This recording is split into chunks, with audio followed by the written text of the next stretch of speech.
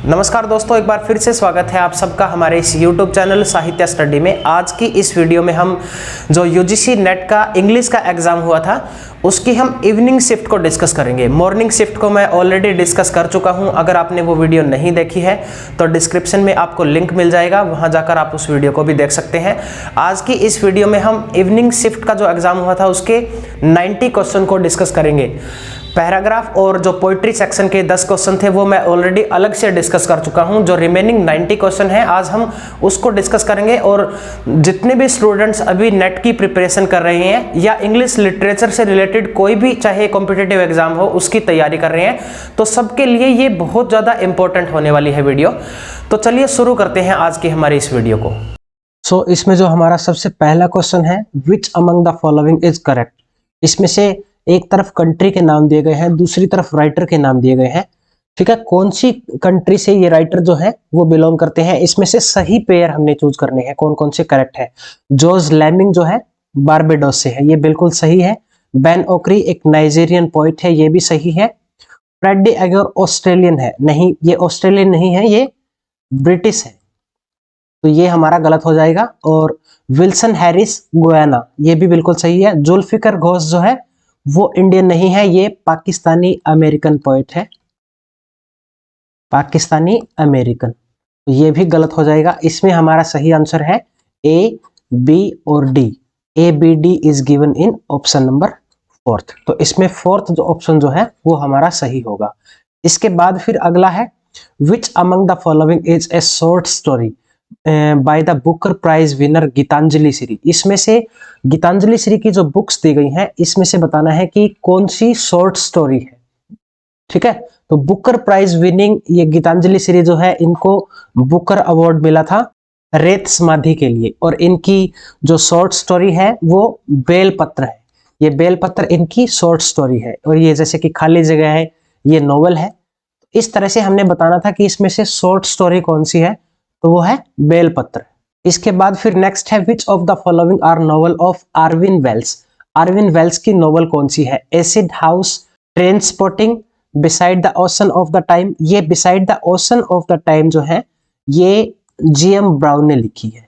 Filth भी जो है वो आर्विन वेल्स की है, और मैरिस बेलफ्रेज ये लिखी है एल्सडेयर ग्रे ने, एल्सडेयर ग्रे। तो इसमें से एसिड हाउस जो है इसको आर्विन वेल्स ने लिखा है, ट्रेनस्पोर्टिंग को भी आर्विन वेल्स ने लिखा है, और फिल्थ, ये 3 है ए बी डी, और ए बी डी जो है वो दिया गया है हमारा ऑप्शन नंबर 4 में, ए बी डी। ठीक है, तो इसमें 4th ऑप्शन जो है वो हमारा राइट आंसर होगा। इसके बाद अगला है, Abt Vogler is authored by. ये किसने लिखा है। Abt Vogler is a poem by Robert Browning. Robert Browning की एक पोएम है एप्ट वगलर, तो इसमें ऑप्शन नंबर 2 हमारा सही आंसर होगा। इसके बाद नेक्स्ट क्वेश्चन है, given below are 2 statement. 2 statement दी गई है। The term negative capability was coined by John Keats. ये बिल्कुल सही है। नेगेटिव कैपेबिलिटी जो है वो जॉन कीट्स ने ही इस टर्म को कॉइन किया था। और इसके बाद है अगली स्टेटमेंट है, while analysing the term dissociation of sensibility T S. Eliot proclaims that Hamlet is an artistic failure. ऐसी बात कहां पे बोली है टी.एस. एलियट ने। Hamlet is an artistic failure, इसको बोला है हैमलेट एंड हिज प्रॉब्लम। ये एक ऐसे लिखा था टी.एस. एलियट ने, तो वहां पे इसने ऐसी बात की है। लेकिन ये डिसोसिएशन ऑफ सेंसिबिलिटी है, इसमें डिसोसिएशन ऑफ सेंसिबिलिटी की बात की है उसने द मेटाफिजिकल पोएट में। तो ये जो स्टेटमेंट है ये गलत हो जाएगी। ठीक है, तो स्टेटमेंट 1 सही है, स्टेटमेंट 2 जो है वो गलत है। Statement 1 is true but statement 2 is false. ये ऑप्शन नंबर 3 हमारा सही आंसर होगा इसमें। उसके बाद फिर नेक्स्ट है, which of the following statement are true about ethnographic research method। ethnographic research method क्या होता है।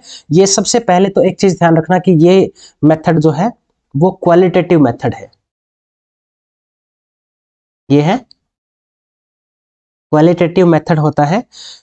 इन ethnographic method researcher observe and interact with the studies participant in the real life environment. Real life का जो environment होता है उसकी studies में की जाती है। ये क्वालिटेटिव होता है नेचर में। तो हम देखते हैं कौन कौन से इसके एथनोग्राफिक रिसर्च मेथड से रिलेट करते हैं। It enables the exploration of the consumption of literature with the defined social and historical setting, ये बिल्कुल सही है। Janice A Radway reading the romance is the one of the first example of the use of ethnographic research methodology, ठीक है, ये भी सही है। रीडिंग द रोमांस जो है ये one of the first example है एथनोग्राफिक रिसर्च मेथड का। इसके बाद it is perceived as an act of uncovering an objective reality, ये भी सही है, ये भी बिल्कुल सही है, ये ऑब्जेक्टिव रियलिटी को अनकवर करता है। Reading National Geographic by Catherine A Lutz and Jane L Collins makes effective use of ethnographic research method to find out the role of magazine National Geographic is molding Americans awareness of the world beyond the United States, ये भी सही है। It focus more on objective data than the subjective interpretation of the materials। अब इनमें से choose करना है। देखो मैंने पहले आपको बताया था कि ये क्वालिटेटिव है, और जहां पे क्वालिटेटिव मेथड होता है वो ज्यादा किस पे फोकस करेगा, सब्जेक्टिविटी पे, सब्जेक्टिव ना कि ऑब्जेक्टिव पे। तो ये बोल रहा है कि it focus more on objective data, नहीं ऑब्जेक्टिव पे नहीं, ये ज्यादा किस पे करेगा, सब्जेक्टिव पे। तो ई इसमें गलत हो जाएगा। ए बी सी डी जो है वो ऑप्शन नंबर 4 में दिया गया है, तो 4 इसमें सही आंसर होगा। उसके बाद ambulance bye Francis quarrel is, ambulance जो है ये फ्रांसिस क्वेरल का क्या है, होमर के इलियड पे कमेंट्री की गई है, या बिब्लिकल इलस्ट्रेशन पे कमेंट्री है, वर्जिल के एनिड पे है, या फिर थॉमस मोर के यूटोपिया पे है। इसका फुल टाइटल जो है एम्बुलेंस डिवाइन एंड मॉरल्स है, ठीक है। और इसमें स्टडी किया गया है 17th सेंचुरी की जो पोएटिक इमेजरी है उसको स्टडी किया गया है, और ये एक कमेंट्री है बिब्लिकल इलस्ट्रेशन पे। तो इसका ऑप्शन नंबर 2 इसमें सही आंसर है हमारा। इसके बाद फिर अगला है which of the following are not by Rabindranath Tagore. Rabindranath Tagore ने कौन कौन सा नहीं लिखा। विसर्जन रविंद्रनाथ टैगोर ने लिखा है, चंडालिका भी रविंद्रनाथ टैगोर का ही वर्क है, और मुक्ताधारा भी इन्होंने ही लिखा है। प्रणीता जो है उसको लिखा है शरत चंद्र चट्टोपाध्याय ने, तो ठीक है ये इनका वर्क नहीं है, शरत चंद्र चट्टोपाध्याय। और पुनर्वा जो है इसको लिखा है हजारी प्रसाद द्विवेदी ने। तो ये दोनों रविंद्रनाथ टैगोर ने नहीं लिखे हैं, और ए बी सी ये तीनों लिखे हैं। तो आंसर हमारे सही कौन कौन से होंगे, डी और ई। डी और ई जो है वो दिया है ऑप्शन नंबर 3 में। इसके बाद फिर आगे है which of the following are the premises of the post colonial criticism. Post colonial criticism की प्रीमाइसिस इनमें से कौन सी रिलेट करती है। It rejects the claim of universalism made in canonical western literature, ये सही है। It foregrounds the question of the cultural difference and diversity as the represent in the literary text. Foreground करती है क्वेश्चन कल्चरल डिफरेंस को, diversity को, ठीक है ये भी सही है। It act on the principle of peaceful को एग्जिस्टेंस, इसमें पीसफुल को एग्जिस्टेंस की कोई बात नहीं होती, तो ये ऑप्शन गलत हो जाएगा। It celebrates hybridity and cultural polyvalency. Hybridity जैसी टर्म जो है ये पोस्ट कॉलोनियल लिटरेचर से ही आती है, होमी के भाभा की ये टर्म है, पोस्ट कॉलोनियल राइटर है बहुत ही फेमस। और इसके बाद है ये भी सही है, it resist an attempt to the homogenisation based on race class and nationality, ठीक है ये भी सही है। रेस क्लास और जेंडर नेशनलिटी इनकी बात भी पोस्ट कॉलोनियल लिटरेचर में होती है, तो ये भी सही है। ए बी और D E, A B D E जो है वो दिया है ऑप्शन नंबर 2 में, तो इसमें 2 हमारा सही आंसर होगा। उसके बाद है identify the correct one among the following, इनमें से कौन सा जो है वो सही है। ड्रामेटिक मोनोलॉग के बारे में दिया गया है शुरू में। ड्रामेटिक मोनोलॉग क्या होता है, ये एक पोएम होती है in the form of speech, ये ध्यान रखना। ड्रामेटिक मोनोलॉग जो है वो स्पीच की फॉर्म में होता है। और narrative by an imagined person in which the speaker reveals the aspects of their character while describing in a particular situation, ठीक है। तो पढ़ते हैं dramatic monologue ensure the reciprocal dialogue of the narrator, इसमें डायलॉग नहीं होते, ठीक है ये स्पीच की फॉर्म में होती है, तो ये गलत हो जाएगा, पहला ही गलत हो जाएगा। उसके बाद the poetry of experience by Robert Langbaum outline a discussion on dramatic monologue, ठीक है ये सही है। रॉबर्ट लैंगबम की जो पोइट्री है द पोइट्री ऑफ एक्सपीरियंस जो है वो डिस्कशन करती है ड्रामेटिक मोनोलॉग पे, ठीक है ये बिल्कुल सही है। The linguistic pragmatics make the narcissistic speaker of dramatic monologue speak exclusively, ये भी सही है। The speaker and the listener in the dramatic monologue of Robert browning share the same pedestal of communication. ये भी गलत है। और एक हमारा ऊपर वाला एक बार मैंने छोड़ दिया, ये देखो, the 19th century poet fully exploited the poetic form of dramatic monologue. ठीक है, ये सही है। 19th सेंचुरी में काफी ज्यादा पॉपुलर थे ये पहले तो, और फिर बाद में इस फॉर्म को एक्सप्लॉइट किया गया था काफी ज्यादा। तो बी सी डी इसमें सही है। ये ऑप्शन नंबर सेकंड में दिया गया है। ठीक है, तो सेकंड ऑप्शन हमारा इसमें राइट आंसर होगा। उसके बाद Hermann Hesse's Siddhartha was originally written in, कौन सी लैंग्वेज में इसको ओरिजिनली लिखा गया था? अगर हरमन हेसे की हम बात करें तो ये एक जर्मन हमारे राइटर हैं, हरमन हेसे, जिनको 1946 में इनको नोबेल अवार्ड भी मिला है।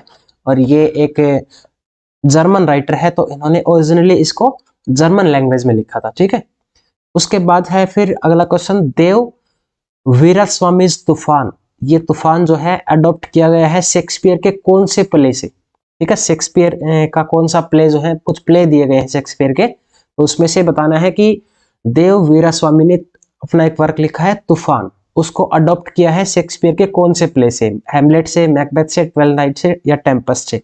तो ये अडेप्टेशन है द टेम्पेस्ट से। ठीक है, तो इसमें फोर्थ ऑप्शन हमारा सही आंसर है। उसके बाद which of the following statement are true in the context of Henry Fielding's Tom Jones. Henry Fielding ने लिखा है टॉम जोन 1749 में, तो इसके रिगार्डिंग कौन सी स्टेटमेंट जो है वो सही है? Tom Jones is a comic and moralistic. ठीक है, ये सही है। ठीक है, टॉम जोन जो है एक कॉमिक भी है और मोरलिस्टिक भी है। उसके बाद Tom and John are the main character of Tom Jones, नहीं ऐसा नहीं है, टॉम तो है कैरेक्टर लेकिन जॉन कैरेक्टर इसमें नहीं है। ठीक है, तो ये स्टेटमेंट गलत हो जाएगी। Tom is got poaching in neighbours game preserve. Poaching का मतलब क्या होता है? पोचिंग होता है इलीगल हंट, तो इसमें ऐसा है नेबर गेम प्रिजर्व बिल्कुल हुआ था। उसके बाद the history of Tom John is the full title of the Tom John. ठीक है, ये इसका टाइटल, फुल टाइटल क्या है? हिस्ट्री ऑफ टॉम जॉन, ये भी सही है। ऑल ऑफ दी अबव तो नहीं आएगा क्योंकि पहले हम एक को क्रॉस कर चुके हैं। ACD इसका सही आंसर होगा, ऑप्शन नंबर सेकंड वाला। आगे है identify the films that were based on the Booker winning novel. अब इसमें एक बात ध्यान देनी है, यहाँ पे क्वेश्चन को अच्छे से पढ़ना है। आइडेंटिफाई द फिल्म, यानी कि ये जो नीचे दिए गए हैं ये सारी फिल्म्स हैं। ठीक है, और ये बुकर विनिंग नॉवेल पे बेस्ड है, तो हमने ये बताना है कि ये जो फिल्में हैं ये कौन सी बुकर विनिंग नॉवेल पे बेस्ड है। ठीक है, तो लाइफ ऑफ पी जो है ये एक मूवी बनी थी इस पे 2012 में। ये बुक तो वैसे 2001 में आई थी। किसने लिखा है इसको? यान मार्टल ने लिखा है, और इसके ऊपर बाद में जब फिल्म बनी थी 2012 में, तो ये सेम टाइटल है बुक का और सेम ही फिल्म का नाम है। ठीक है, life of Pi is a book written by Yann Martel in 2001, और इस पे मूवी बनी थी 2012 में। ठीक है, इसी नाम से। तो ये होगी जो बुकर विनिंग नॉवेल है। और उसके बाद है remains of the day. Remains of the day जो है ये एक बुकर विनिंग बुक का नाम है, ये यहाँ पे फिल्म का नाम है, लेकिन सेम बुक का नाम है। उस बुक के आधार पे ही फिल्म बनाई गई है, और इसको लिखा था काजुओ इशिगुरो ने। ठीक है, 1988 में इसको बुकर अवार्ड मिला था, 1988 में। और इस पे फिल्म कब बनी थी? 1993 में इस पे फिल्म बनाई गई। ठीक है, ये दोनों ऑप्शन ए और बी जो है वो सही होंगे। मिल्कमैन नहीं है क्योंकि इसको कोई मूवी नहीं है जो किसी बुकर विनिंग पे बनाई गई हो। द सैल्यूट भी नहीं है। इनहेरिटेंस ऑफ लॉस भी कोई मूवी का नाम नहीं है। ठीक है, तो ए और बी इसमें सही आंसर है। ए और बी जो है वो दिया गया है इसमें। ठीक है, इसके बाद फिर आगे है स्टेटमेंट दी गई है। फर्स्ट स्टेटमेंट जो है वो बोलती है कि Derrida mention that the aesthetic discourse always involve values and interest independent from a pure and natural aesthetic realms। ठीक है, ये फर्स्ट स्टेटमेंट बिल्कुल सही है। और दूसरी है फिर Derrida believe that the outside influence is an assessment of aesthetic always inter as and when philosopher and historian point out the element of truth. तो ये भी स्टेटमेंट जो है वो सही है। तो इसमें दोनों स्टेटमेंट सही है, तो इसका ऑप्शन नंबर फर्स्ट ही हमारा सही हो जाएगा। ठीक है, ऑप्शन फर्स्ट। इसके बाद फिर आगे है which of the following statement are true about reader response criticism. Reader response criticism के बारे में पढ़ना है कि कौन कौन सा सही है। It challenges the notion that the meaning is located within the text, ये बिल्कुल सही है। It refutes that the author is the originator of the meaning, तो ये इसको रिफ्यूट करता है कि ऑथर जो है वो ही ओरिजिनेटर होता है मीनिंग का। बट रीडर रिस्पॉन्स की जो थ्योरी है उसमें क्या बताया गया है कि जो एक टेक्स्ट होता है उसको रीडर पढ़ता है तो वो डिफरेंट डिफरेंट रीडर होते हैं, तो अलग अलग इंटरप्रिटेशन होती है, तो बहुत सारे मीनिंग निकलते हैं। ऑथर की इंटेंशन अलग होती है, रीडर की इंटेंशन अलग होती है, तो ये रिफ्यूट करता है author is the originator of the meaning, उसको बिल्कुल करता है, ये ऑप्शन भी सही होगा। It sees that reader as a source of meaning, क्या ये देखता है कि रीडर जो है वही सोर्स है मीनिंग का, बिल्कुल ये भी सही है। It treats the text as a self sufficient, क्या ये ऐसे ट्रीट करता है कि टेक्स्ट जो है वो अपने आप में ही काफी मतलब सफिशिएंट होता है, नहीं, ये तो अप्रोच है न्यू क्रिटिसिज्म की। बल्कि रीडर रिस्पॉन्स क्रिटिसिज्म तो मानता है कि अलग अलग जो इंटरप्रिटेशन हो सकती है रीडर की, तो बहुत सारे उसके मीनिंग निकल सकते हैं, सिर्फ टेक्स्ट पे डिपेंड नहीं रहना होता है इसमें, ठीक है, तो ये गलत हो जाएगी। It appreciate the text or the historical, ऐसा भी नहीं है, तो इस पे ABC जो है वो ऑप्शन सही होगा, थर्ड नंबर वाला, ठीक है। उसके बाद which of the following author have been correctly matched with their works, author के साथ साथ कौन से वर्क इनमें पेयर दिए गए हैं, मैच करने हैं, कौन कौन सा सही है। मैल्कम ब्रैडबरी का है the history of man, history of man Malcolm Bradbury ने लिखा है, बिल्कुल सही है। विलियम गोल्डिंग ने राइट ऑफ पैसेज लिखा है, ये भी सही है। सेमस हैनी ने डार्कनेस विजिबल, नहीं, डार्कनेस विजिबल किसने लिखा है, इसको लिखा है विलियम गोल्डिंग ने, राइट। ब्रायन फ्राइल डांसिंग एट लुगानसा, क्या ये इसने लिखा है, ठीक है, ये भी इसे ब्रायन फेरल ने लिखा है और ये भी सही होगा। मोलिकिन the Norman Conquest, Norman Conquest को मार्क मॉरिस ने लिखा है, MARC, मार्क मॉरिस, तो ये भी गलत हो जाएगा।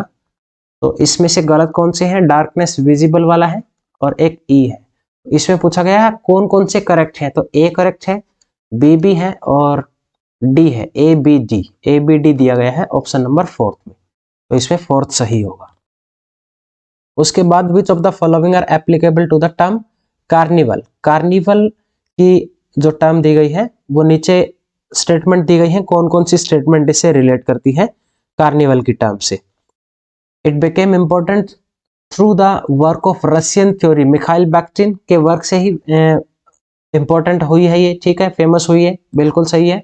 It means the way in which popular humor subvert official authority in classical, medieval and Renaissance text and culture, क्या ये सही है, बिल्कुल ये भी सही है। It overturns the established the hierarchy and set up a popular and democratic counter culture, ये भी सही है। It brings out the serious element in literature, ऐसा नहीं है, serious elements को ये नहीं लेके आती है लिटरेचर में। और it is used as a critical tool, critical tool as a critical tool को भी इसमें यूज नहीं किया जाता पोइट्री को इंटरप्रिटेशन कर देने के लिए, ठीक है, तो ये भी गलत होगा। B और ABC जो है वो दिया है फर्स्ट में ही, तो फर्स्ट वाला हमारा सही हो जाएगा। इसके बाद फिर नेक्स्ट है स्टेटमेंट दी गई है the theatre was at greater popularity in the 18th century England, England में कौन सी सेंचुरी में थिएटर सबसे ज्यादा पॉपुलर हुए थे। ग्रेटर पॉपुलैरिटी कब थी, जब शेक्सपियर का टाइम था, यानी कि 16th सेंचुरी में, ये बात कर रहा है 18th सेंचुरी की, तो ये गलत हो जाएगा, स्टेटमेंट ये गलत है। Theatre had got patronage in and around London, ये बिल्कुल सही है, ठीक है, तो पहली स्टेटमेंट गलत है, दूसरी सही है। First statement 1 is true, sorry statement 1 is false but statement 2 is true, second statement सही है, ये ऑप्शन 4th में है, ठीक है, तो 4th सही होगा इसका।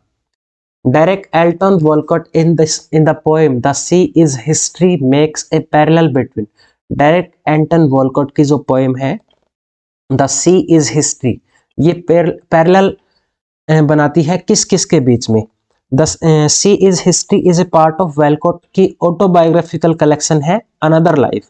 In this poem he described the condition of his own people. He borrow structure of terza rima form कहाँ से लिया है, दांते की डिवाइन कॉमेडी से, और और टू द वेस्ट विंड से, ठीक है। तो वैसे मैंने ये थोड़ा सा एक्स्ट्रा आपको बता रहा हूं। तो इसमें evolution of human history and इसमें डायरेक्ट वेलकॉट ने एवोल्यूशन किया है Christianity and slavery of the blacks का। ऑप्शन 4 इसमें सही आंसर है, ठीक है।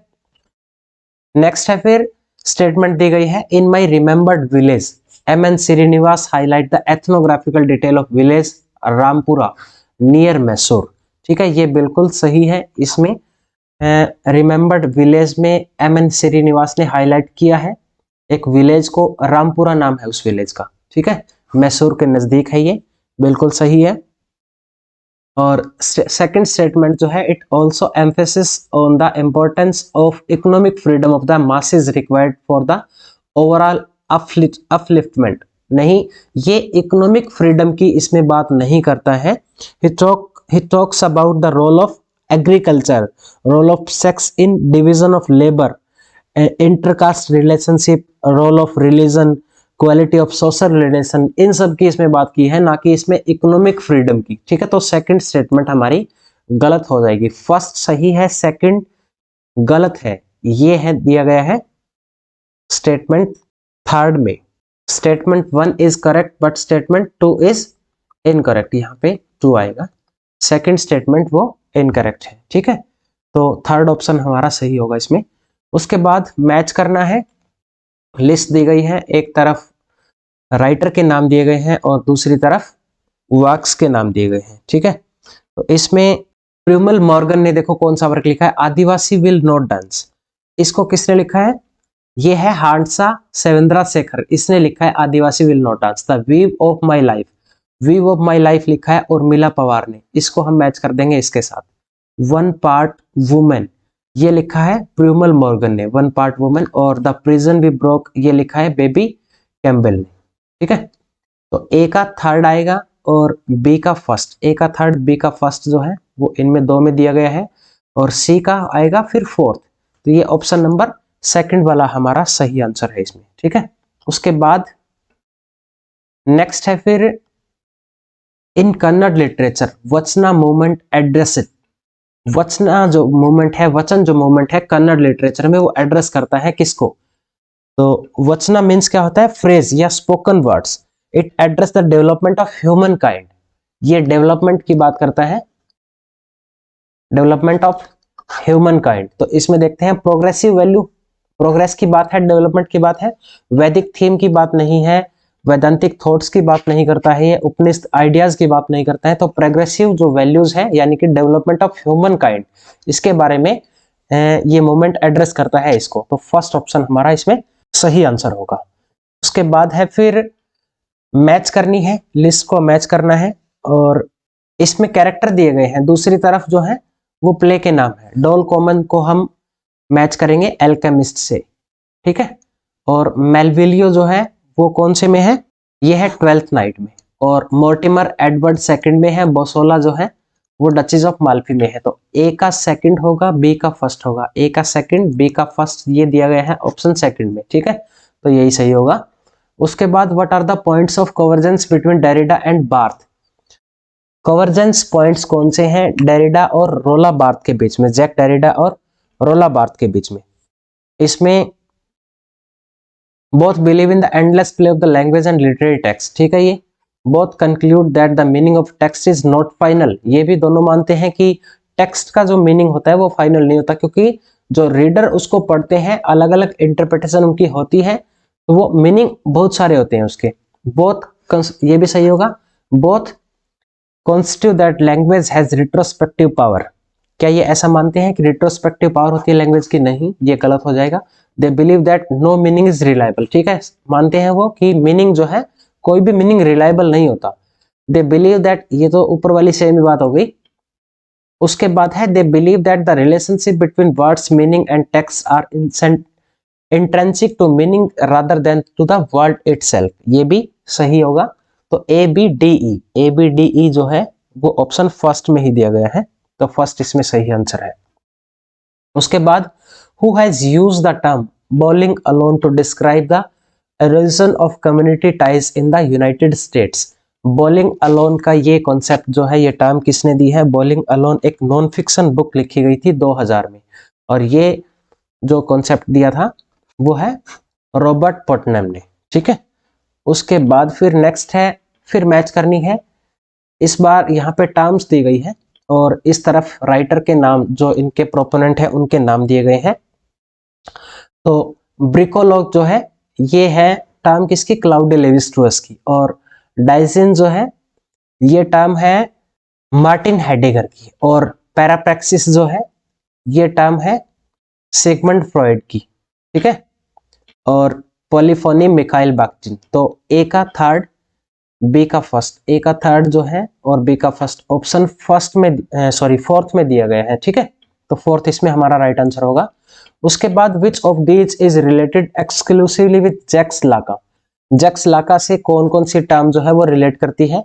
जैक्स लाका ने ये दिया गया है नीचे, रियल, इड, सिंबॉलिक, ईगो और इमेजिनरी। तीन कॉन्स्टिट्यूएंट बताए थे माइंड के लिए, ह्यूमन माइंड के लिए। एक था रियल, दूसरा सिंबॉलिक और तीसरा इमेजिनरी। इसमें इड और ईगो नहीं आएगा।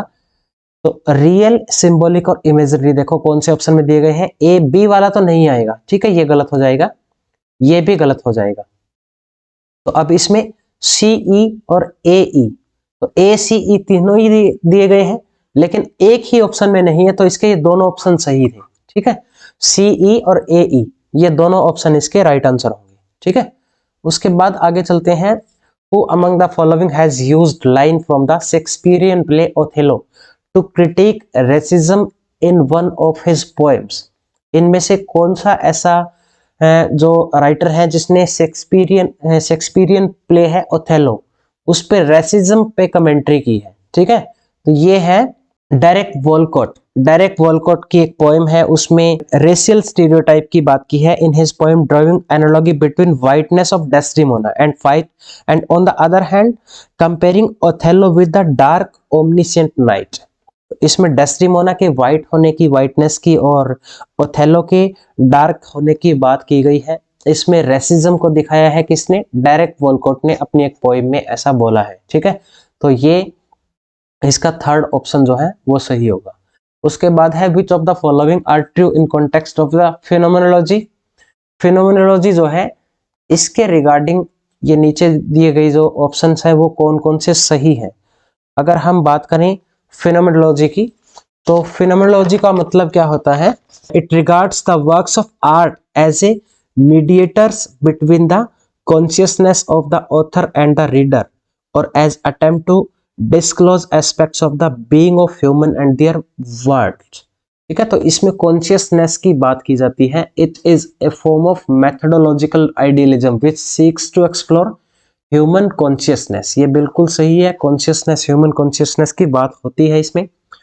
As a philosophical method it was developed by Edmund Husserl. Edmund Husserl ने फिलोसॉफिकल मेथड जो है ये डेवलप किया था एडमंड हसल ने, ये भी बिल्कुल सही है। Martin Heidegger is one of the leading philosopher, ठीक है। फिनोमेनोलॉजी का जो मार्टिन हेडेगर वो लीडिंग फिलोसोफर है, ये भी बिल्कुल सही है। Martin Heidegger's approach is essentialist. इसकी अप्रोच जो है वो एसेंशियलिस्ट थी, बट ऐसा नहीं था, ये एसेंशियलिस्ट नहीं थी। Text is considered purely as the embodiment of the authors, ये भी सही है। तो इसमें ए बी सी ई जो है वो दिए गए हैं। ऑप्शन हमारा थर्ड ऑप्शन में दिए गए हैं, ठीक है। ये यहाँ पे दो बार लिखे हैं मैंने, इनको कट कर दिया था वहां पर, ए बी सी ई, ठीक है। उसके बाद है which of the following text coin the slogan Vande Mataram. Anand Math से लिया गया है वंदे मातरम, और आनंद मठ को किसने लिखा था, बंकिम चंद्र चट्टोपाध्याय ने। इनके जो पहले दो स्टैंजा जो है इस पोइट्री के, वो ये स्लोगन जो है हमारा वंदे मातरम, ये आनंद मठ से आता है, ठीक है। उसके पहले दो स्टैंजा जो है आनंद मठ के वो हमारे वंदे मातरम वाले हैं, ठीक है। उसके बाद है लिस्ट दी गई है, फिर से मैच करना है। Match list with list second, list one और लिस्ट को मैच करना है। पहली एक तरफ वर्क के नाम दिए गए हैं, पोस्ट कार्ड फ्रॉम कश्मीर, इसको किसने लिखा है, पोस्ट कार्ड फ्रॉम कश्मीर को लिखा है आगा शाहिद अली ने, ठीक है। एडवाइस टू वुमेन ये लिखा है यूनिस डेसूजा ने, ठीक है। इसको हम मैच कर देंगे इसके साथ। पोस्ट कार्ड फ्रॉम गॉड जो है इसको लिखा है इम्तियाज धारकर ने, तो इसको हम इससे मैच करेंगे। और दिस लैंग्वेज दिस वुमेन, इसको लिखा है यास्मीन गुरनाटने ने, ठीक है। तो ए का फोर्थ हो जाएगा और बी का जो है वो हमारा थर्ड हो जाएगा। ए का फोर्थ, बी का थर्ड, ये दिया गया है ऑप्शन नंबर, इसमें भी दिया गया है, इसमें भी दिया गया है, ठीक है। तो सी का फर्स्ट आएगा। फिर सी का फर्स्ट दिया है ऑप्शन नंबर सेकंड में, तो सेकंड ऑप्शन जो है वो हमारा सही आंसर होगा।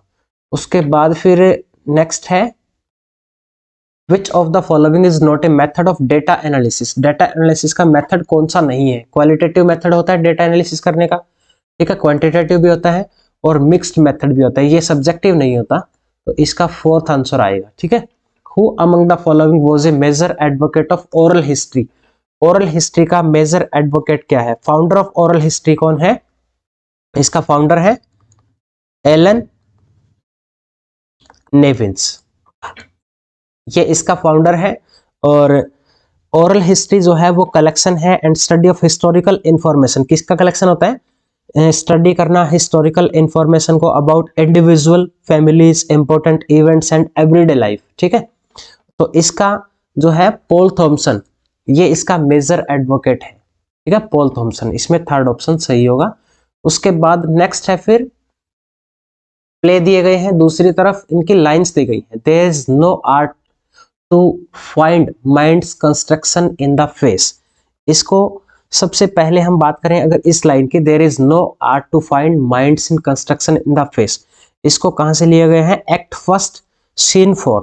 King Duncan speaks this lines about the thane of Cawdor who has deceived him. Thane of Cawdor जो उसको धोखा देता है, ठीक है, किंग डंकन को, ये कौन होता है? मैकबेथ। तब उसके बारे में ये लाइन बोलता है। और तो इसका हम फर्स्ट को मैच कर देंगे थर्ड के साथ। Time out of joint, this line uttered by Hamlet after being visited by his father ghost and learning that his uncle Claudius murdered his father।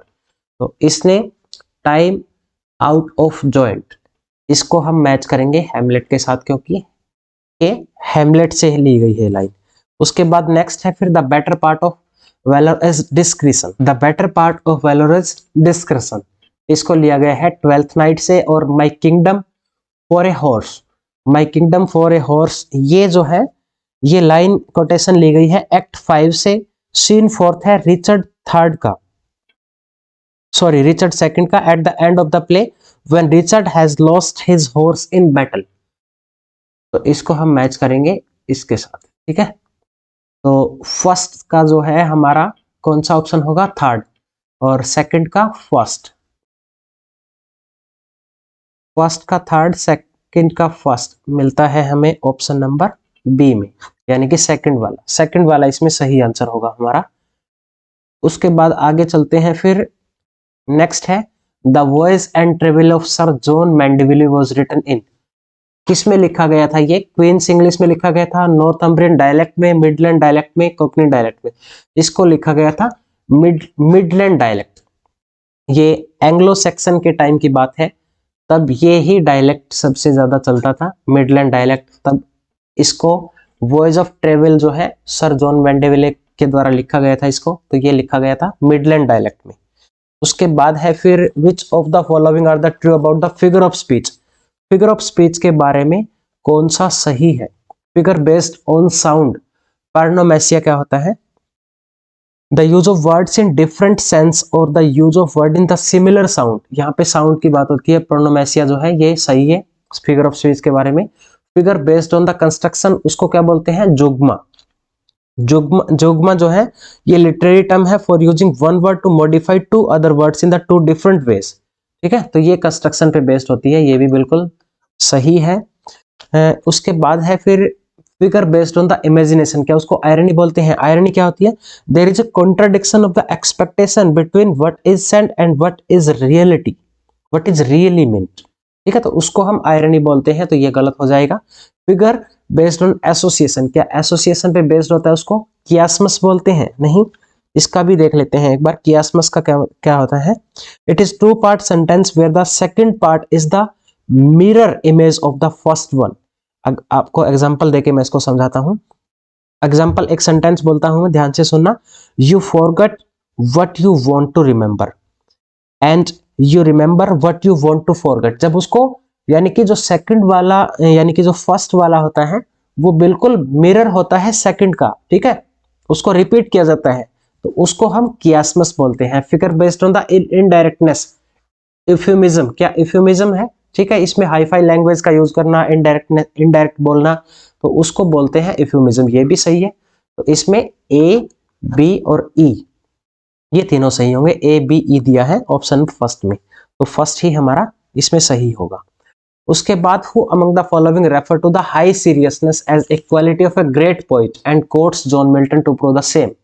इनमें से कौन सा है? हाई सीरियसनेस की बात किसने की है? स्टडी ऑफ पोइट्री लिखा है मैथ्यू आर्नोल्ड ने। मैथ्यू आर्नोल्ड ही बात करता है इसके बारे में, हाई सीरियसनेस के बारे में। हाई सीरियसनेस का मतलब क्या होता है? Grand style which is the poetry where serious object is treated in a simple manner, ठीक है। जैसे कि आर्नोल्ड ने, मैथ्यू आर्नोल्ड ने चौसर को क्रिटिसाइज किया था उसके हाई सीरियसनेस न होने की वजह से, ठीक है, स्टडी ऑफ पोइट्री में। तो इसका आंसर आएगा मैथ्यू आर्नोल्ड। उसके बाद the following statement is given by which of the below mention critics.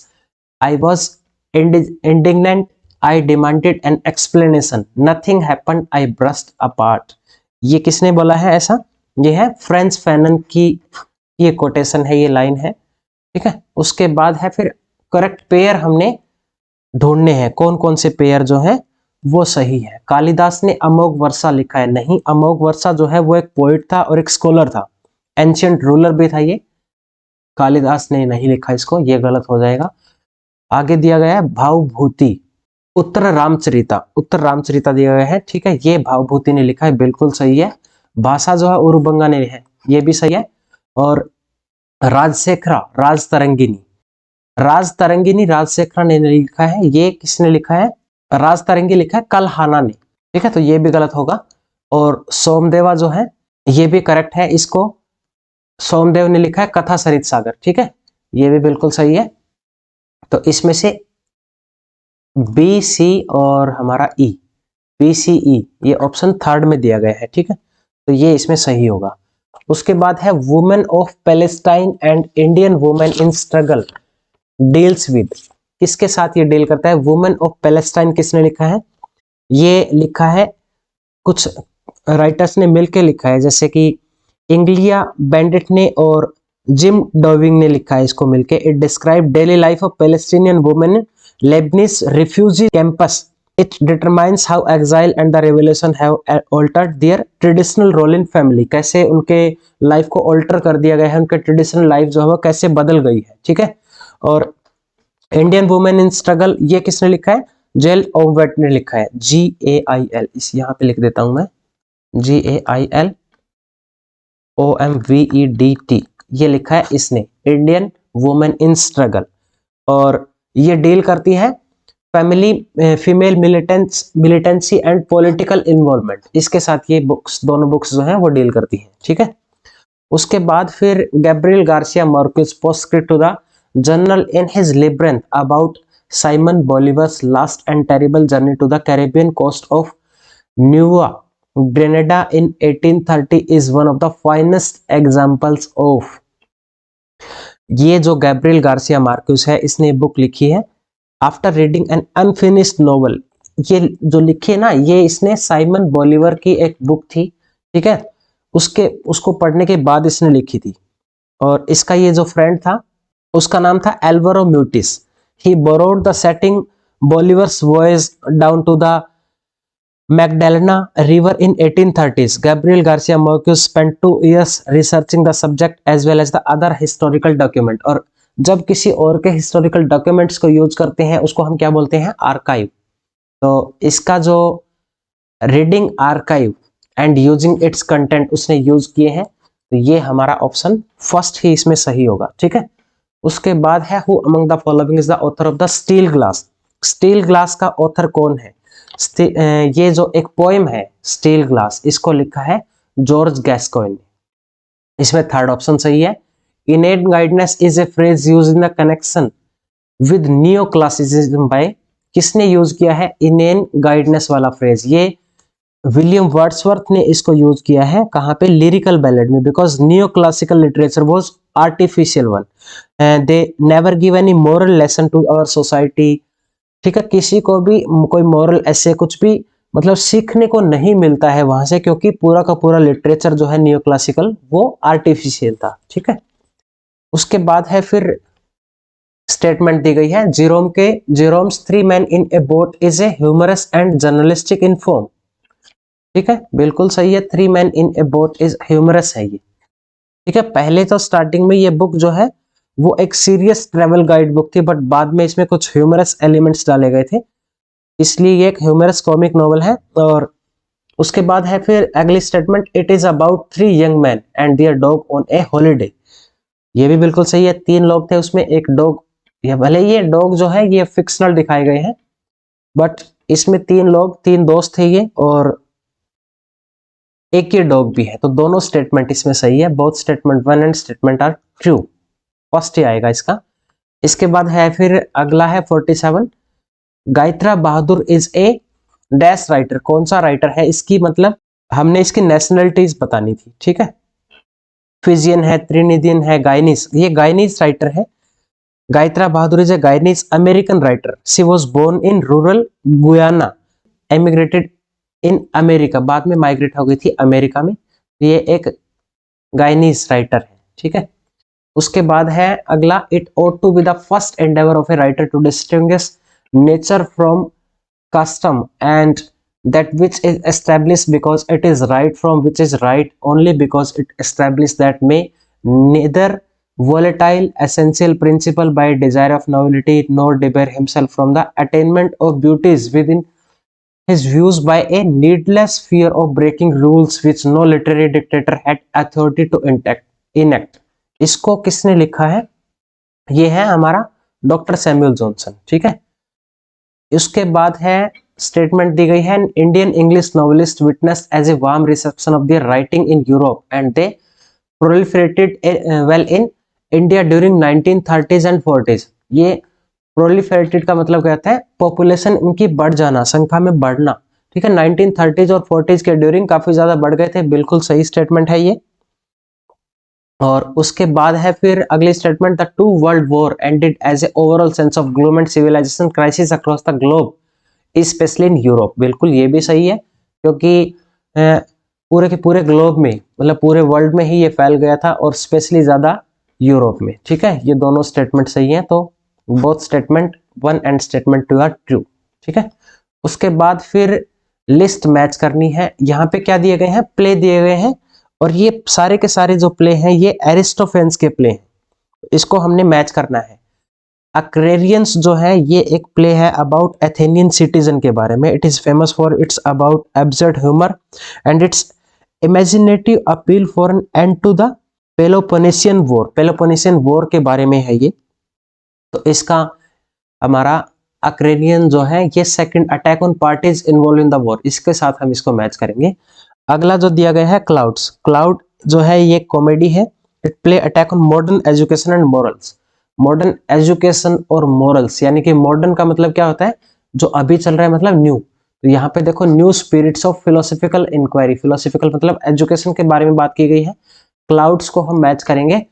Then Lysistrata है, Lysistrata is a comedy account of a women's extraordinary mission, women की mission की बात हो रही है इसमें, तो गवर्नमेंट बाय द मिशन, इसका हमारा फर्स्ट वाला आएगा फिर। ठीक है, वास्प जो है, वास्प भी एक प्ले है एरिस्टोफेन का, इसमें स्टेराइज किया है एथेनियन जनरल एंड डेमोगोग क्लोन्स को, इट इज अटैक ऑन डेमोगोग्स, ये इसका यही हो जाएगा, डी का फोर्थ, ये हमारा फोर्थ इसमें सही होगा। ठीक है, उसके बाद फिर आगे चलते हैं, नेक्स्ट है match list one with list second. इसमें यहाँ पे देखो कुछ पोएम्स दी गई हैं, कार्गोज, कंसीडर, एडलस्टॉप, पाइलेंस। पाइलन पोइट कौन है, स्टीफन स्पेंडर, इसको हम इसके साथ मैच करेंगे। ए का फोर्थ देख लो कौन से में है, ए का फोर्थ जो है एक ही ऑप्शन में दिए गए हैं, तो यहीं से हमें मिल जाएगा। WH ऑर्डन का है कंसीडर, और जॉन मैस सी का फर्स्ट आएगा कार्गोज, और एडवर्ड थॉमस जो है, एडवर्ड थॉमस एडलस्टॉप, ये आएगा। ठीक है, तो ये सेकंड वाला ऑप्शन हमारा सही आंसर है इसमें। उसके बाद फिर कुछ वर्क्स के नाम दिए गए हैं और दूसरी तरफ जो है वो राइटर के हैं। कार्ल मार्क्स ने इसमें से कौन सा लिखा है? मैडनेस एंड सिविलाइजेशन देखो किसने लिखा है, मिशेल फूको ने। ठीक है, इसके साथ इसको मैच कर दो। Being and nothingness, being and nothingness जो है वो किसने लिखा है? जीन पॉल सार्ट्रे ने। ये हम फोर्थ के साथ कर देंगे इसको। और द जर्मन आइडियोलॉजी लिखा है कार्ल मार्क्स ने।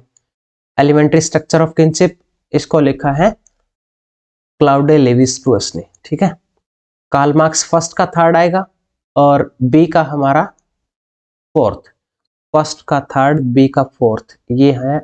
तो ये देखो ऑप्शन जो है यहाँ पे सही नहीं दिए गए, मैच नहीं कर रही है। ठीक है, तो इसको हम कट कर देंगे, इनको ऐसे ही याद कर लेना। उसके बाद है फिर who among the following consider a text as a site of struggle between authority and popular culture. ये किसने बात की है? मिखाइल बाख्टिन ने। Popular culture struggle, site of struggle between authority and popular culture, इसके बारे में किसने बात की है? मिखाइल बाख्टिन ने। उसके बाद है फिर which of the following statement hold true with respect to the Alexander Pope essay on criticism. Essay on criticism में वो पोइट्री के ट्रू टेस्ट के बारे में बात कर रहे हैं। लोगों का जो राइटर है या जो क्रिटिक्स है वो उनका टेस्ट जो है वो खत्म होता जा रहा है। ठीक है, वो अच्छे से ढंग से उनको क्रिटिसाइज नहीं कर रहे हैं, मतलब वो बिना किसी बायसनेस के क्रिटिसाइज नहीं कर रहे हैं। ठीक है, वो उसमें बायसनेस कर रहे हैं। तो इसके बारे में भी वो बोल रहा है एसे ऑन क्रिटिसिज्म में। तो सबसे पहले हम पढ़ते हैं, it is an inquiry into the nature and the value of poetry. Nature और वैल्यू ऑफ पोएट्री की ये बात ही नहीं कर रहा। ठीक है, it present a series of generalization about good taste के बारे में बिल्कुल बात कर रहा है ये। Explore the challenge of the impartial and just criticism, impartiality के बारे में बात कर रहा है। ठीक है, it underlines the traits of the good critic, ये भी सही है। It critically reflect on Plato's rejection of poetry, इसके बारे में इसने कोई बात इसमें नहीं की है। बी सी डी इसका सही आंसर होगा, फोर्थ वाला। आगे चलते हैं, फिर स्टेटमेंट दी गई है, रोला Barthes believe that the author is the epitome of culmination of capitalist ideology. क्या ये सही है? बिल्कुल सही है। Statement one, Walter Benjamin in the storyteller observe that every real story has something useful in it, ये भी सही है। तो दोनों ही स्टेटमेंट जो है वो सही है, तो फर्स्ट ही इसका आएगा, ऑप्शन नंबर फर्स्ट। आगे है फिर which of the following work has Santiago as a protagonist. Santiago protagonist किस में है? Old man and the sea में। बहुत ही इंटरेस्टिंग स्टोरी है, बहुत ही इंस्पिरेशनल स्टोरी है ये। ठीक है, you must read this book. उसके बाद the Aboriginal Australian poet Oodgeroo Noonuccal in her poem we are going examine the impact of colonial conquest on the Aboriginal Australian with reference to. ये जो poem है highlight करती है struggle of Aboriginal Australian tribe as they attempt to presence their land, culture, history and old bora ground. इसके बारे में ये सब कुछ डिस्कस किया है इसने। लॉस ऑफ बोरा ग्राउंड की बात हो रही है, बिल्कुल सही है। लॉस ऑफ एबोरिजिनल आइडेंटिटी की बात हो रही है। न्यू एजुकेशन के बारे में कोई डिस्कशन नहीं है। लॉस ऑफ प्रिमिटिव कल्चर के बारे में बात है, ये तो आएगा ही नहीं। फिर ए बी डी हो जाएगा इसमें। ए बी डी जो है वो कौन से में है? ए बी डी फर्स्ट में ही है। ठीक है, उसके बाद 58 है, according to Michel Foucault the French revolution created grounds for the birth of the clinic. ये सही है, Michel Foucault French revolution created ground for the birth of clinic. और फिर अगली स्टेटमेंट है फूको की, mention that the doctor started caring for the body of the patient the way priest cared for the soul of the sinner. ठीक है, बिल्कुल ये भी सही है। जैसे ही पेशेंट की बॉडी की वो केयर करने लगते हैं डॉक्टर, ऐसे ही किस तरीके से जैसे प्रीस्ट जो है वो केयर करते हैं सोल ऑफ सिनर्स। ठीक है, दोनों स्टेटमेंट सही है। Both statement 1 and statement 2 are true. उसके बाद फिर मैच करना है लिस्ट को। डेट दी गई है इस बार, empire writes back. Empire writes back किसने लिखा है? बिल एस्क्राफ्ट ने लिखा है इसको। हेलन टिफन भी है इसके, 1989 में इसको लिखा गया था। ठीक है, और उसके बाद है फिर नेशन एंड नरेशन, इसको लिखा है होमी के भाभा ने, इसको लिखा था 1990 में। और थर्ड वाला कल्चर एंड इंपीरियलिज्म, ये है एडवर्ड सईद ने 1993 में, ये सही है। द ट्वाइस बोर्न फिक्शन, इसको लिखा है मीनाक्षी मुखर्जी ने 1971। मीनाक्षी मुखर्जी ने इसको लिखा है, ट्वाइस बोर्न फिक्शन। ठीक है, तो इसका ए का 3, बी का फर्स्ट, ए का थर्ड, बी का first is given in option number second. ठीक है, तो सेकंड ऑप्शन इसमें सही होगा। Who among the following coin the term the movement, ये जो मूवमेंट वाली टर्म है ये किसने कॉइन की है? इस टर्म को कॉइन किया है जेडी स्कॉट ने, 1954 में इसको कॉइन किया था जेडी स्कॉट ने। और इसके अंदर जो मूवमेंट, जो पोइट है, ये बहुत ही इंपॉर्टेंट मूवमेंट आया था इंग्लैंड में।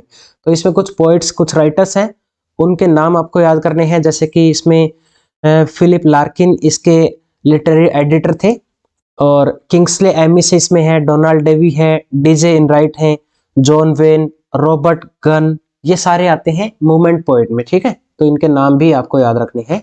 उसके बाद 61 है, who among the following is exclusively associated with diary writing in English. Diary writer में अगर हम बात करें ब्रिटिश लिटरेचर में, तो 2 राइटर बहुत ज्यादा इंपॉर्टेंट है। फर्स्ट है सैमुअल पेपेस। सैमुअल पेपेस की जो डायरी है वो टाइम भी याद रखना है आपको, 1660 से लेकर 1669 तक रहा था इनका। और एक राइटर है जॉन एवलिन। जॉन एवलिन भी बहुत ही पॉपुलर डायरी राइटर रहे हैं। 1640 से 1706 तक इन्होंने अपनी डायरी लिखी थी, और बाद में इनके डेथ के बाद इनके घर से परमिशन ली गई, 1818 में इनकी डायरी को पब्लिश किया गया था। ठीक है, उसके बाद है who defined hamartia as tragic flaw. बहुत सारे बच्चों ने इसका आंसर किया था एरिस्टोटल, बट एरिस्टोटल इसका आंसर गलत है, क्योंकि हमर्सिया को, ये जो कॉन्सेप्ट हमर्सिया का है वो एरिस्टोटल ने दिया है, बट इसको ट्रेजिक फ्ला बोला है एसी ब्रेडली ने। तो इसका 4th ऑप्शन सही होगा। ठीक है, फिर है लिस्ट दी गई है कॉर्नेलिया साराब्जी, और राइटर दिए गए हैं। ठीक है, दूसरी तरफ वर्क के नाम दिए गए हैं। इसमें देखना है कि मैच करना है बिटवीन द ट्वाइलाइट, इसको किसने लिखा है? बिटवीन द ट्वाइलाइट ये लिखा है कॉर्नेलिया साराब्जी ने, इसी ने लिखा है ये। और उसके बाद है the Hindu wife. Hindu wife को लिखा है राज लक्ष्मी देवी ने, हिंदू वाइफ लिखा है इसने। नेक्टरिन सेव लिखा है कमला मार्कंडा ने। और सगुना ए स्टोरी ऑफ नेटिव, इसको लिखा है साथीनाथन ने। इसको भी इस तरीके से मैच करना था। ठीक है, देन क्वेश्चन नंबर 64 है Marge Piercy's novel women on the edge of time is based on. 1976 में ये बुक लिखी गई थी। ये एक यूटोपियन नॉवल है, and the main inspiration for her book is Plato's Republic. Main inspiration जो है इस बुक की वो है प्लेटो की Republic, but it is based on Shulamith Firestone's the dialect of the sex. ये फर्स्ट नंबर ऑप्शन जो है ये इसके ऊपर बेस्ड है, तो इसका राइट आंसर जो है ऑप्शन नंबर फर्स्ट होगा। नेक्स्ट है फिर which of the following is applicable to new criticism. New criticism के बारे में बताना है कि कौन कौन सी जो नीचे स्टेटमेंट दी गई है वो एप्लीकेबल है। सबसे पहले अगर हम बात करें न्यू क्रिटिसिज्म की, तो न्यू क्रिटिसिज्म की जो अप्रोच है ये सबसे ज्यादा इंपॉर्टेंस जो है वो टेक्स्ट को देते थे। इनका मानना था कि राइटर की जो बायोग्राफी है उसका मीनिंग निकालने के लिए कोई मतलब नहीं है। और इसके जो थ्योरिस्ट है जैसे कि आई ए रिचर्ड है, टी.एस. एलियट है, एफ.आर. लेविस है, ये मानते थे कि अगर हमें टेक्स्ट को समझना है तो उससे ऑथर की जैसे कि बायोग्राफी है या ऑथर की जो पर्सनल लाइफ है उसके अंदर नहीं जाना है, सिर्फ टेक्स्ट के अंदर ही हमें मीनिंग मिल जाएगा। तो इसको पढ़ते हैं आगे। It draws considerably from the works of I A Richard and the critical essay of T S. Eliot. ये बिल्कुल सही है।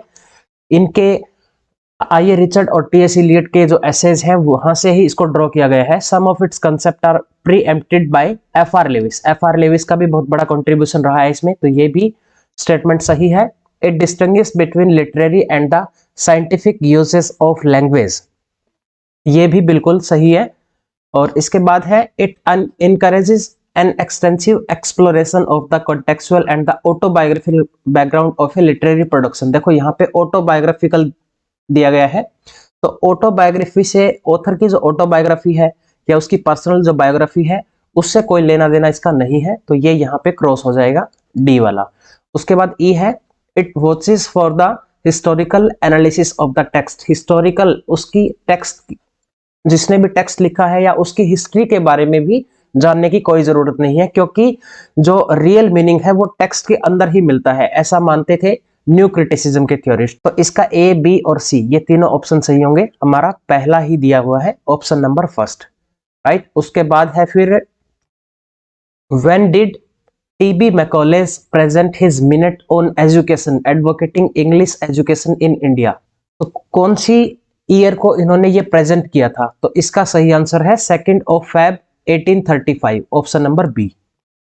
उसके बाद आगे है choose the novel that use magic realism as a tool of narration. Magic realism जो है एक स्टाइल है राइटिंग का and art form that mix realistic events images scene with fantasy, it often blurring the lines between fantasy and reality. तो इसमें हमारे option है the shadow line, इसमें नहीं है, मैजिक रियलिज्म का एग्जांपल ये नहीं है। 100 year of solitude, Gabriel Garcia Marquess का बहुत ही इंपॉर्टेंट है ये 100 ईयर ऑफ सॉलिट्यूड। और मिडनाइट चिल्ड्रन सलमान रश्दी ने लिखा है, ये भी इसके अंदर भी मैजिक रियलिज्म के टूल है। और उसके बाद है बिलाउड, टोनी मॉरिसन का है, इसमें भी है। कांथापुरा में नहीं है, राजा राव ने लिखा है इसको। बी सी डी हमारे राइट आंसर है, ऑप्शन नंबर सेकंड। उसके बाद है फिर Hudibras of Samuel Butler reflect on the revolt against. ये प्यूरिटन जो थे उसके ऊपर अटैक किया गया था, तो ये रिवोल्ट अगेंस्ट था प्यूरिटनिज्म, राइट। तो फर्स्ट ऑप्शन ही हमारा सही है। उसके बाद है फिर who first translated the Bhagavad Gita into English. सबसे पहले भगवत गीता को इंग्लिश में ट्रांसलेट किसने किया? इसको ट्रांसलेट किया था चार्ल्स विल्किंस ने। उसके बाद आगे है फिर according to Gerard Genette which of the following are type of narrators. इसमें से बताना है कि नरेटर के टाइप कौन कौन से हैं। हम बात करें एक्स्ट्रा डाइजेटिक की। एक्स्ट्रा डाइजेटिक क्या होता है? The narrator that exist outside the events describe by the story. जैसे कि हैरी पॉटर में है, तो ये एक टाइप है नरेटर का। और हेट्रोडाइजेटिक क्या होता है? हेट्रोडाइजेटिक होता है a narrator who is not a character in the story but who knows everything and tells the story from an omniscient point of view. इसको हम बोलते हैं हेट्रोडाइजेटिक। ये भी सही है, ये भी एक टाइप है नरेटर की। इसके बाद इंट्राडाइजेटिक होता है the narrator who takes part in the story. जो स्टोरी के अंदर पार्ट करता है, मतलब वो भाग लेता है स्टोरी में, उसका रोल होता है, उसको इंट्राडाइजेटिक बोलते हैं। और होमोडाइजेटिक होता है narrator tales the story from personal experience, जो पर्सनल एक्सपीरियंस से स्टोरी बताता है। तो ये इंट्राडाइजेटिक जो है ये नरेशन की फॉर्म नहीं है, ठीक है। तो ये चारों आएंगी ए बी सी डी। तो इसके ऑप्शन जो है वो गलत दिए गए हैं, ए बी सी डी। इसके पहले 3 ऑप्शन जो है वो सही होंगे। जिसने भी फर्स्ट सेकंड थर्ड में कोई भी एक किया था उसका आंसर जो है वो सही था। उसके बाद आगे चलते हैं। Which of these books are written by Nirad C Chaudhuri. Nirad C Chaudhuri ने कौन कौन सी बुक लिखी है? द कॉन्टिनेंट ऑफ सेरस ये लिखी है निराद सी चौधरी ने। प्रिंसिपल उपनिषद ये लिखी है डॉक्टर सर्वपल्ली राधाकृष्णन ने, तो ये गलत हो जाएगा। ए पैसेज टू इंग्लैंड ये भी निराद सी चौधरी का, ये सही है। और न्यू रूलर्स ये लिखा है जॉन पिल्जर ने, तो ये भी गलत होगा। और autobiography of an unknown Indian इसको भी निराद सी चौधरी ने लिखा है। तो ए सी और E, A C E is given in option number third. तो इसमें तीसरा ऑप्शन जो है ये हमारा राइट आंसर होगा। आगे चलते हैं फिर। Given below are 2 statement, 2 statement दी गई है। The best poetry will be found to have a power of forming, बिल्कुल सही बात है ये। Best poetry will be found to have a power of forming, sustaining and delighting us as nothing else can, ठीक है। ये पहली statement जो है वो सही है। उसके बाद अगली स्टेटमेंट है no man has ever been a great poet without being at the same time a great critic, ये गलत है। तो स्टेटमेंट पहली सही है, स्टेटमेंट सेकंड जो है वो गलत है। तो थर्ड ऑप्शन हमारा सही होगा, statement 1 is true but statement second is false. Then आगे है फिर who among the following is associated with the term intentional fallacy in literary criticism. Intentional fallacy और अफेक्टिव फैलेसी जो है ये टर्म दी है डब्ल्यू के विमजेट और मोनरॉय बियर्ड्सले ने, उसका भी नाम याद रखना बियर्ड्सले का। तो ये फर्स्ट ऑप्शन ही है जिसमें दिया हुआ है डब्ल्यू के विमजेट।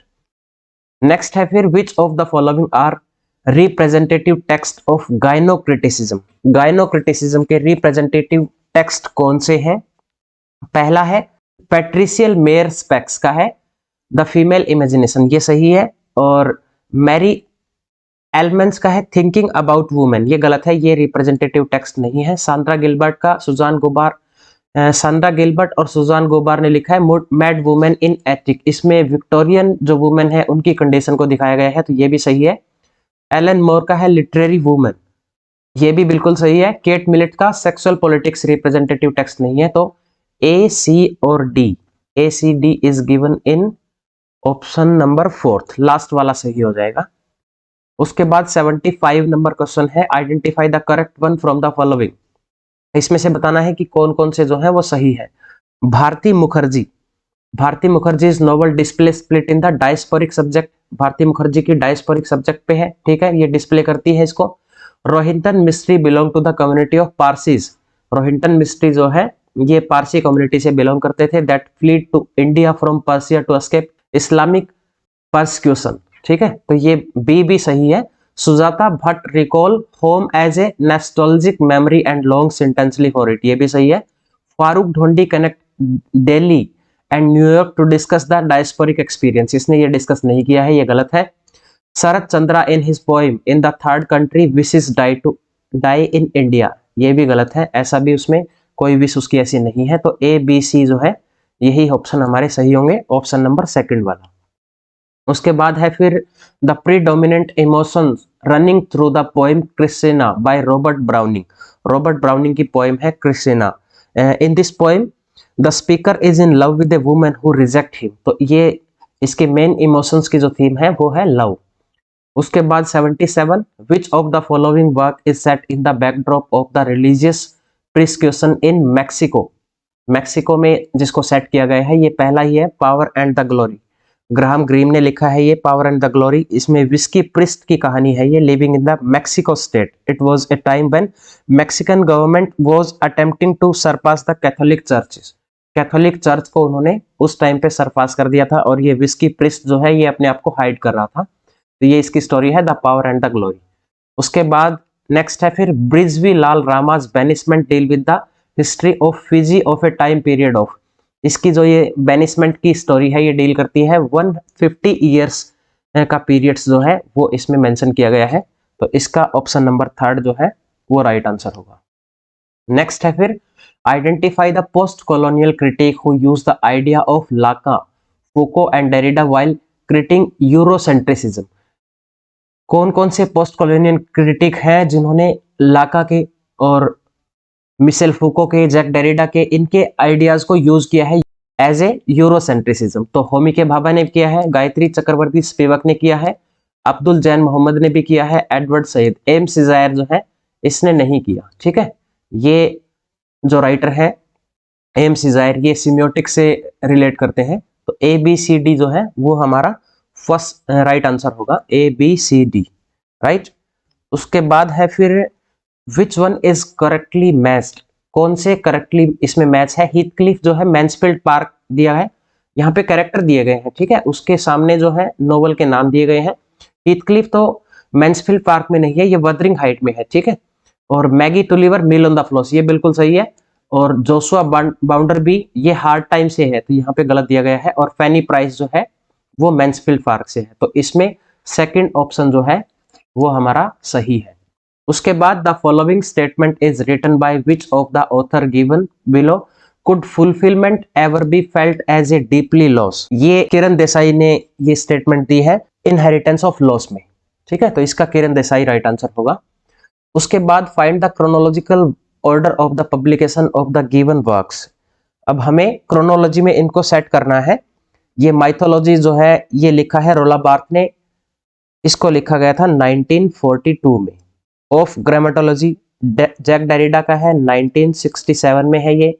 और culture and society Raymond William का है 1958 में। ब्लाइंडनेस एंड इनसाइट ये पॉल डी मैन का है 1971 में इसको लिखा गया था। और लोकेशन ऑफ कल्चर ये है होमी के भाभा का, इसको 1994 में लिखा गया था, ठीक है। तो सबसे पहले आएगा हमारा ए, उसके बाद सी, फिर बी, ए सी बी, देखो ए सी बी। और उसके बाद है फिर 71 डी, देन लास्ट वाला ई, ए सी बी डी ई, ये दिया है ऑप्शन नंबर 2 में, तो ये हमारा सही होगा। उसके बाद है फिर which of the following are correct इसमें से बताना है कौन सा जो है वो करेक्ट है। रोडी डॉयल ने लिखा है बैरीटाउन ट्रायोलॉजी, ये सही है, ठीक है। इसी ने लिखा है ये। अब्राम स्टोकर ने confession of N Irish rebel, नहीं ये गलत है। Confession of N Irish rebel जो है वो ब्रेंडन बेहन ने लिखा है, ठीक है। सीएस लेविस का है क्रॉनिकल्स ऑफ नारिनिया, ये भी सही है। ब्रेंडन बेहन ने ड्रैकुला लिखा है, ये गलत है क्योंकि ड्रैकुला जो है ये ब्राम स्टोकर ने लिखा है, ये यहाँ पे आएगा और ये ऐसे हो जाएगा, ठीक है। एलियन कोल्फर ने लिखा है एटमिस फॉल, ये भी सही है। तो ACE जो है ये ACE, ये तीनों इसमें करेक्ट है। The concept of eugenics find in the illustration predominantly in the writing of। सबसे पहले हम बात करते हैं यूजेनिक्स क्या है। It is a set of beliefs and a practice that aim to improve the genetic quality of human being. Human being की genetic quality जो है उसको इम्प्रूव करना, इसको बोलते हैं यूजेनिक्स। तो इसमें जो राइटर है वो शामिल है GB Shaw and Eugene O'Neill. B और सी आएगा इसमें, ऑप्शन नंबर 3 जो है वो हमारा इसमें राइट आंसर होगा। इसके बाद आगे है फिर लिस्ट दी गई है, मैच करना है। एक तरफ वर्क के नाम दिए गए हैं, दूसरी तरफ जो है वो राइटर के नाम दिए गए हैं। द लॉयन स्किन लिखा है W सोमरसेट मोघम ने, तो इसको हम मैच कर देंगे इसके साथ। और the man who like Dickens, इसको लिखा है एवलिन वोग ने, फोर्थ वाला। रिप वैन विंकल लिखा है वाशिंगटन आर्विंग ने। और the bride comes to yellow sky, इसको लिखा है स्टीफन क्रेन ने। तो ए का सेकंड है, बी का फोर्थ है, सी का फर्स्ट है, डी का थर्ड है, ये हमारा थर्ड ऑप्शन इसमें सही होगा। उसके बाद है Uttararamacharita by is based on Valmiki Ramayan.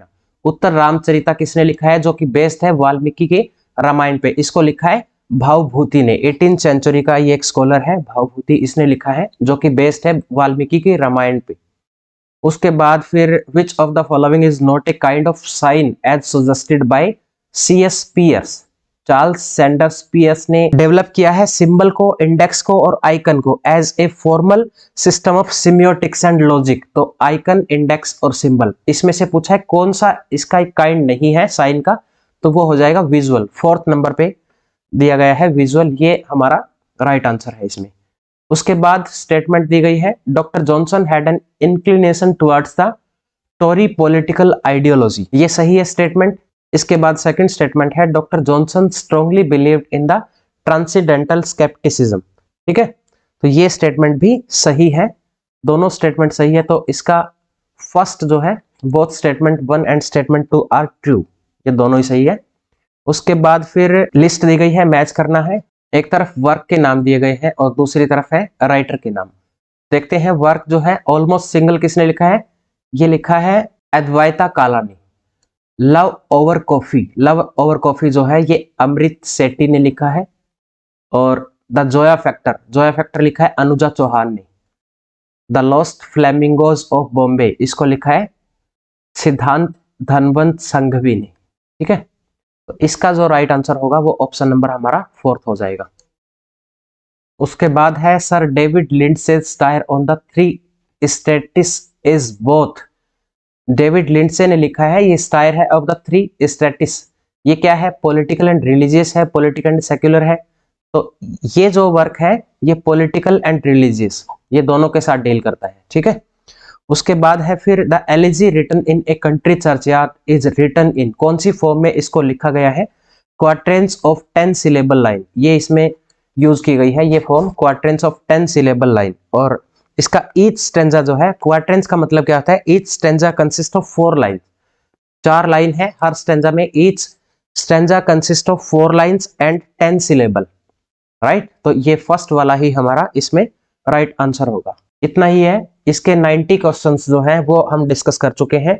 तो अगर आपको वीडियो अच्छी लगी हो तो लाइक करें, चैनल को भी सब्सक्राइब करें ताकि आने वाली वीडियो की नोटिफिकेशन आपको मिलती रहे। मिलते हैं आपसे अगली वीडियो में।